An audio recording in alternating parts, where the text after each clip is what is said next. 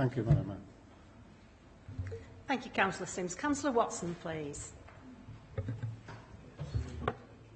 Thank you, Madam Mayor.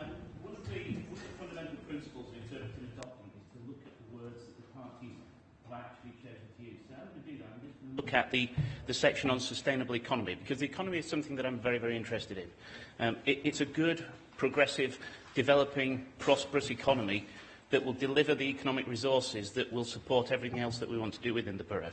And we set out here with an aspiration, and the aspiration is that we have sustainable economic growth, provide good employment for and with communities and business. Okay? So that's fair enough in terms of an aspiration. It's not quantified, it's difficult to measure, I appreciate that, but as a headline objective, that's fine. But then let's drill down and have a look at how that's going to be delivered, or what that actually means in reality. And we start in the first paragraph with a very, very bold statement. The private sector will generate growth. Okay? Very, very bold statement. The private sector will generate growth. I don't think we can take that for granted. I think the private sector will only generate growth if Kirklees is an attractive place to invest and the private sector can see itself making profit from investing in Kirklees. And therefore, that is something that we need to create, or rather we need to create the environment in which that can happen. And frankly, I don't see a great deal of that going on at the moment. Now, I run a business, not in Kirklees, I run a business in Leeds, but I'm interested in item 2, a joined-up business growth support system. Okay? I would love to know what, I'd love to get one. I'd love to know what a joined-up business growth support system is. So if somebody can tell me what a joined-up business growth support system is, I'm in the market for one, because if it can help support my business in Leeds, I'll take one for there as well. And again, these are words that are written down. You have to look at the words that are actually written, and they don't really mean anything. And that's the fundamental point.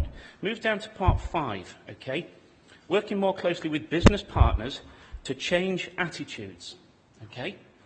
What are the attitudes that need changing? What are the attitudes about Kirklees and about this area? And I know the Deputy Leader doesn't take this seriously. It's not the first time. I'm actually very passionate about this area and economic growth, which is why I'm on my feet speaking now.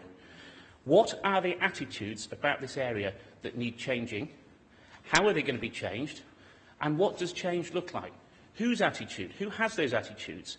And how will they have changed after this? We have no details. But why do they have... The implication here is that there are attitudes that are adverse to this district. Why do people have those attitudes after 10 years of Labour running the area? Ask yourself that question. Now, again, for me, this is all about detail and specifics. And I would throw down the gauntlet and say, come on, let's have some specifics here. Actually, if we look back a little bit, there is a document on the website, the Council's website for 2014, which was an economic plan, which really is quite detailed. There's clearly a lot of work put into that by officers. And I'm just picking, again, various sections out of this, because it is a long document. But it talks about, back in 2014, what we were going to do. So let's just have a look at some of those, and let's think about, have we achieved success? Have we delivered? Item 5A, revitalise Huddersfield Town Centre with more cultural, leisure and independent retail attractions. Okay? So in those 4 years, since 2014, have we actually seen more cultural, leisure and independent retail attractions in Huddersfield Town Centre?